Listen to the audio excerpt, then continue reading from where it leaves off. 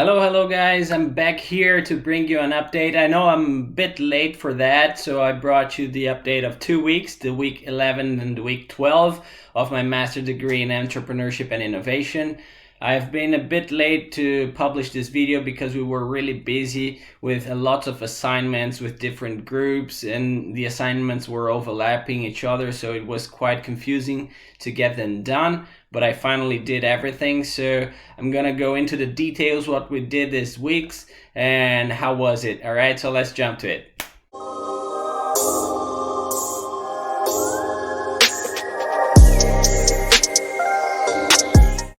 Hey there, my fellow entrepreneurs. This is Thiago Mazil from BridsLink.com. I'm really glad you guys are here. If you're not subscribed to the channel yet, feel free to subscribe. In here we talk all about online business in general, how you can start your first business.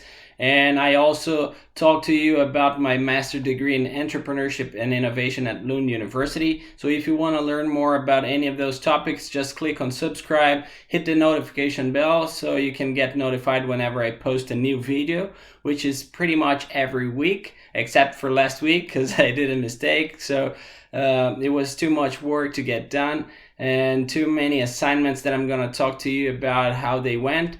And for this reason, I'm posting 2 weeks here in this video, and I hope you guys enjoy it. So as I mentioned in the earlier videos, in this month we're doing 2 modules at the same time, so the courses are ongoing at the same time. So basically Monday and Tuesday we're doing the Entrepreneurial Leadership course, and like Thursday and Friday we're doing the business modeling course. Okay, so Wednesdays are usually divided, so it depends, each week goes to one course, but the main structure is this, and they're ongoing at the same time. And we had several assignments this 2 weeks, and for each module. All right, so for the leadership course we had like 3 or 4 assignments to do in groups and in different groups, and they were with different deadlines. And also for the business modeling course we had like a bigger assignment, and it was also a separate group, different from all the others, and also a presentation we needed to do regarding the theory, which was another group. So, and they were all overlapping each other in time that we need to develop those projects and make it work. So it was quite confusing. So let's jump to what was the first one. For the leadership module, so we started, just to explain you guys, this is not the type of course that the professor is going to come and do like a full lecture on your class. So basically our professor just let available all the material we're going to use for this specific class. And she also sent some videos that we can watch prior to the class, and the class is basically for discussions. All right, so what was discussed in this first week's, we were talking about who you should found your company with, if the diversity of a team is a blessing or a burden for the team, because you have lots of different types of diversity. You can have like demographic diversity, well, like it should be like age, gender, or ethnicity. And you also have the information diversity, which regards to the skills and the knowledge everyone has in the team. So the more diverse, maybe you're bringing more information and more skills to the team as well. But that could be good and bad at the same time. So for one side, the group could have more information if you bring more information diversity. However, it could be a little bit difficult if those groups doesn't get along together and they start forming like subgroups, and those subgroups start having conflicts with each other. So that could be a downside for that. But usually having a lot of diverse, especially in information, is really good for the team. All right. So we also talked about how the new ventures develop over time, and how these teams can accept like new hires. For example, the team is already formed and you need someone else with an extra skill, and they're not in the founding team, so you can also go there and hire in the market. But sometimes the team has difficulties in accepting those persons that come in from the outside of the company and bringing in other points of view and how to work and their work ethics and etc. So it can be challenging as well for this part. All right. We also talked about how to bring in external capital for the companies and how difficult that could be sometimes, because you have to choose wisely who to get the investment from. All right, you get this choice, so you can get it from angel investors, venture capitalists. There are lots of types of investments you can get, and each one will bring you a certain level of difficulty and hassle. So you should analyze them better to see which one would fit better your company and what you want to achieve, and basically study them and see which one would be a good match for you. Right? So basically this class was talking about the dilemmas that entrepreneurs face. As I showed you, I think in the previous video, I left the link. I'm going to leave it again for the book we're reading for this module. It's called The Founder's Dilemma from Noah Wasserman. And it's a really nice book. I'm going to leave the link down below so you can check it out. And also showing like the dilemmas they face, this entrepreneurs face, to grow the startup for a middle company and to a big size company. Still in the leadership course, we also had a discussion on teams and why the team matter for innovation and entrepreneurship. And we also had a guest lecture with Christian Weiss, which is like a serial entrepreneur, and he's a co-founder at Price, which is a human resources company that helps companies to hire the best talents. So they map out all the skills this person have before helping the human resources companies to hire those people, and for them to hire the proper people for the specific job they're looking for. So I'm going to also leave the link for this company down below so you can check it out and see the type of owners that goes and does the lectures for this course, which is quite amazing. Like Christian shared all his ideas on team formation and the challenges he faced during his entrepreneurial careers. And it was amazing to hear from a more experienced entrepreneur, okay? So he was also talking about the dilemmas that he had during his career and shared his experiences with teamwork. And we also had a discussion on teams versus teamwork. As a good example for that is the Iceland soccer team beating England in the 2016 World Cup, because England had a better team overall. They had better players, but Iceland just won the game because they played as a better team. So they were a better team in this specific match, and they worked well together and managed to beat a team with better skilled players. So that was a fantastic work as a team to show that a teamwork can overcome a better skilled team. Okay, so this is very important. And also we discussed about getting along with the team. So this is something really particular, because if you get along with the team, you should get unity, trust, and safety from your team. And there's a dilemma of getting along with the team and getting ahead. And the getting ahead basically means taking action and moving forward, okay? And those two might conflict sometimes, because sometimes you just want to get along with your team and not discuss some things that are bothering some people, and even some tasks that are stopping the company to move forward. So sometimes it's painful to have those conversations, but you should have them with your teammates and make the company go further and exceed on whatever you guys are doing. So these are the trade-offs you get from getting along and getting ahead, but you should definitely discuss that with your partner and solve those issues. The communication is key in those aspects, okay? And we also talked about the enabling conditions of a team, which are compelling direction, strong structure, supportive context, and a shared mindset. If you get all of those together, you have a really good team to move forward and to achieve your goals, all right? Besides that, we had this first assignment.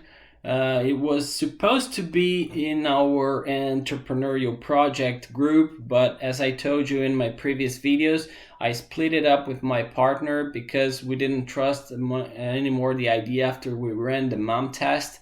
And if you don't know what's the mom test, I'm gonna leave the link down below here where I explain about the mom test and tell you what it is.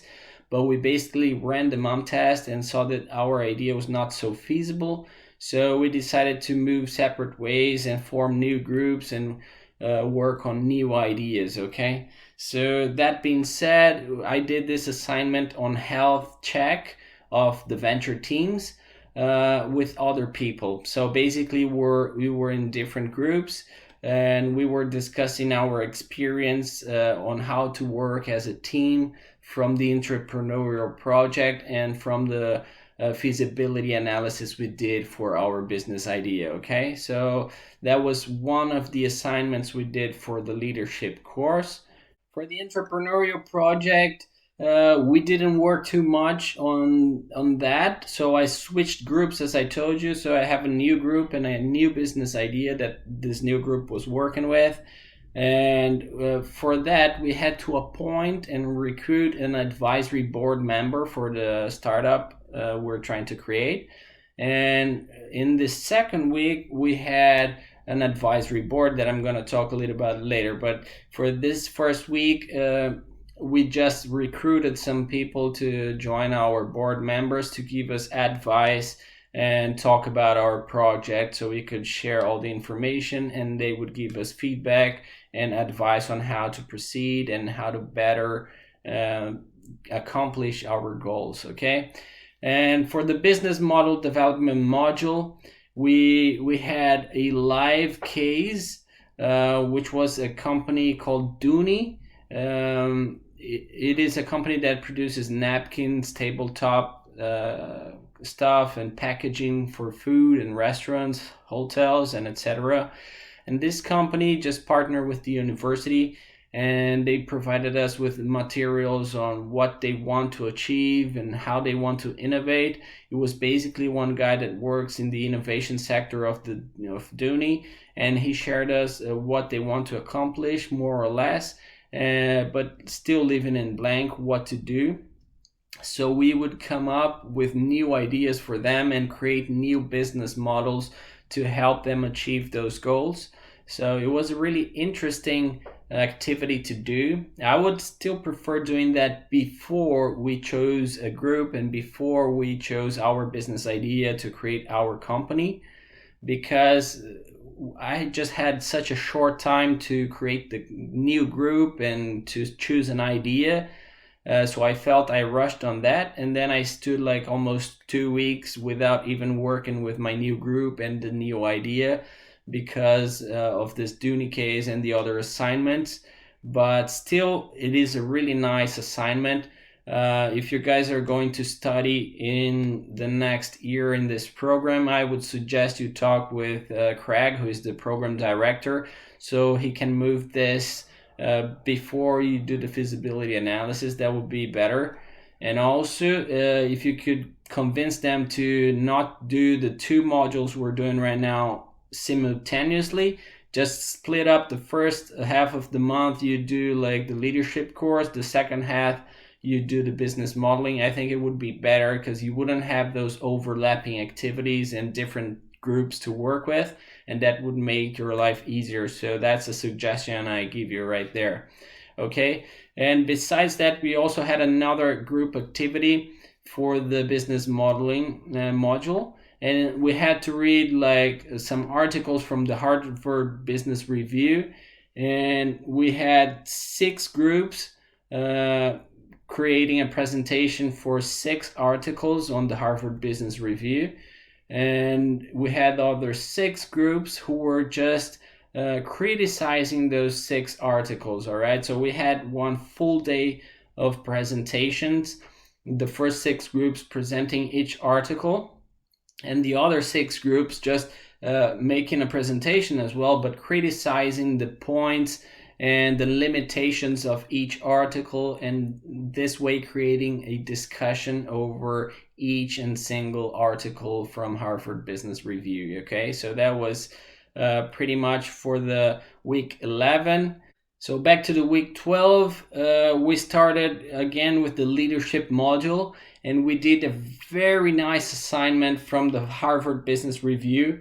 It was an online expedition to climb the Mount Everest, which was really nice. We had different groups.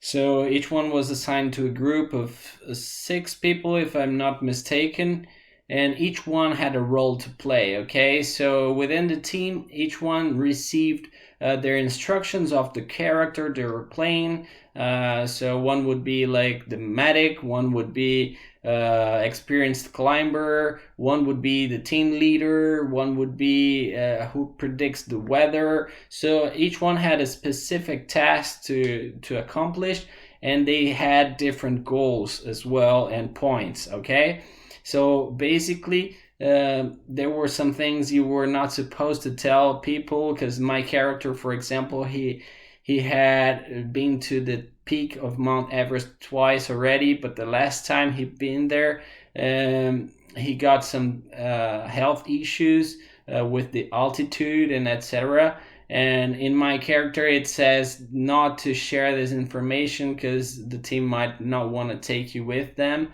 And also showing you like I had 2 missions to stick around the base 1 and base 2 for 2 consecutive days, but those tasks were like against all the other tasks and goals from the rest of the team. Okay, so we had to create discussions and calculations on what to bring as food and medicine, and also like the gas oxygen tanks for the climb.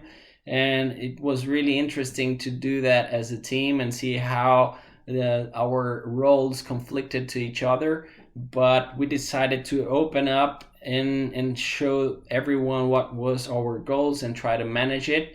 So a lot of teams from our class didn't even get to climb the Mount Everest. They had to be rescued at some point, either because they didn't take the proper steps, or even because they didn't take enough oxygen. So a lot of things happened during that. My team was able to climb the Mount Everest, but we didn't accomplish most of the tasks individually. We focused more on just climbing the Mount Everest. So I just didn't do the stops I was saying to you about Camp 1 and Camp 2. I just did 1 stop in Camp 2. So I collected a point there. And then the other points my classmates didn't get. And we just reached for the common goal of everyone climbing. And that should be good enough for us. So that was a really nice activity to see how difficult it could be to setting up roles in a team and having tasks that are overlapping each other and that you have conflicting goals. Okay, and generally that happens in a startup, and it's difficult to have like clear tasks. And this activity just definitely showed that, and it was a really dynamic activity, so I really recommend. It's pretty nice. We did like a login in Harvard Business Review website. I'm not sure if you can do that for free or the university had to pay something. For us it was for free, but I'm not sure if the university paid for this tool. But if it is for free, you can definitely jump into Harvard Business Review website and check it out. But I'll try to look up for that and leave the link in the description below. If I don't leave a link, it's probably because it's not for free. Okay, so still in the leadership here, we shared thoughts about leadership and how you can bring in trust, respect, and commitment to the team. And this is mostly related to the shared leadership concept. It's not just one person taking command of everything, but it's more you sharing the leadership among everyone, so everyone gets to be listened and to reach a common goal. Okay, so that would be the best way of leadership. And the leader itself would not be managing people, but instead he would be managing information, so everyone gets the information. This is the main goal of a leader nowadays. It's not just managing people, but it's mainly managing information and making sure the right people will get the right information, because sometimes you just think everyone gets the information, but it doesn't happen. All right, so the leader role nowadays is mainly to go there and make this information get to the right people at the right time. All right, so we also talked about decision making and how good teams can make those decisions, and we also had some tips on how to make better decisions as a team and to have more critical thinking and role play to help this decision making process. Another point we reached was the splitting of rewards. So this was a really interesting conversation. We were talking about equity splits in a new venture, and you can have it like super straightforward and is split it equally among all the founders. And that's what I thought initially, like in my mind, I thought, okay, you get one partner, you split 50-50. If you have 3 or 4, you split equally among all the founders, and that should be great, okay? But in the long run, that could be a real problem in your company, because if you split it equally and moving forward, only 2 people, imagine out of 4, works full-time for the company, and the other 2 have another job and they're not so dedicated to the startup, and the startup takes off, well, you have a problem, because the 2 that are working full-time, they're going to be feeling that they're doing all the work, and in fact they are, and they're still sharing profits equally to the persons who are not so focused on the company. So that is a big issue, and a way to deal with that is to run dynamic splits. So basically you set conditions. It could be time frame, or it could be tasks accomplished to split better the equity in the company. All right, so basically with the dynamics, imagine you set up goals, and every time a founder achieve that goal, he will be rewarded and get a share of the company. Okay, so this way you have a more dynamic way, and that's better for the future. But people usually don't take that into consideration, because to make that in the early stages of a company, you're basically passing a message that could mean like you don't trust your partners really well to set up this dynamic way of splitting equity. But if you're thinking in the future, then it's definitely worth just thinking about it, sitting with your founders, making a clear dynamic split for your equity, and hire a lawyer and just make him write down a contract and formalize how you're going to split the equity in the long run, so no one feels hurt or feels bad about the way it is. We also had an assignment, again in other group, to talk about the equity splits and how we thought about it, the ways we can split, and we had to detail that in a big essay and send it over. Going back to the entrepreneurial project, on the week 12 we had the advisory board meeting. So on the week 11, as I told you, we just appointed someone to be on the board, and on the week 12 we actually had the meeting itself. Okay, so it was basically everyone in our team has a mentor, and all the mentors were part of the advisory board. And we also had someone from the university, like the course director. All right, and we also had some alumni from the program. We had some people from our class, and we also had the people we invited to the board, and that was pretty much how it worked. All right, and we presented our business idea and showed like the strengths and weakness of our idea, how it went with the feasibility analysis, and points that we would like to get advice on. All right, so doing this presentation, we got to receive a lot of feedback from specialists, from our mentors, from everyone who was in the advisory board. So it was really interesting, and they helped us also to map out some milestones to achieve until the end of the program, or at least until the next advisory board meeting.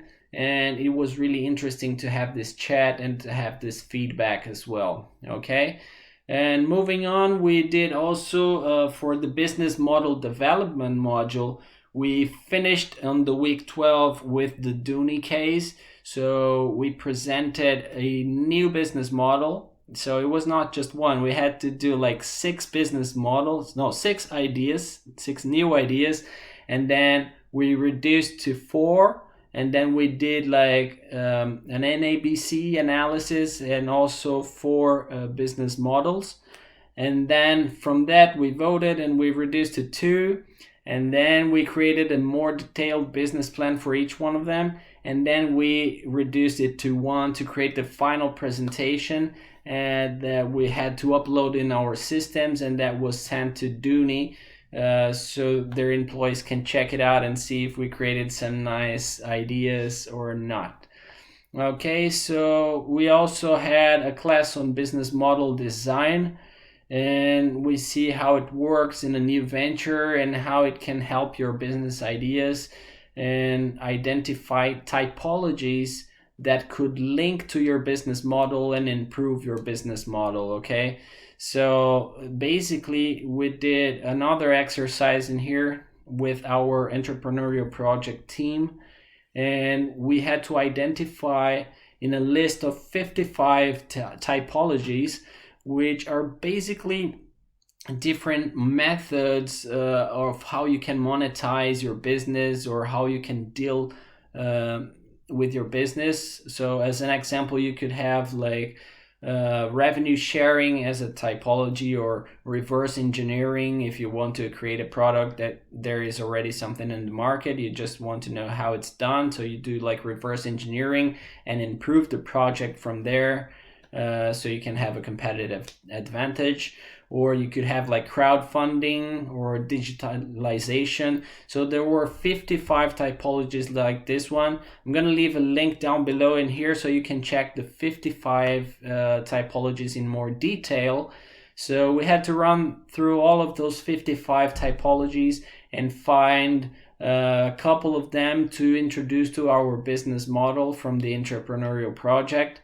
And from there we had to adapt our business model and also come up with for the class with a business model including some of those typologies. It could be a combined typology or it could be just one typology, but we had to do that and adapt our business model and deliver that to the course coordinator. All right, so that was pretty much it for week 11 and 12.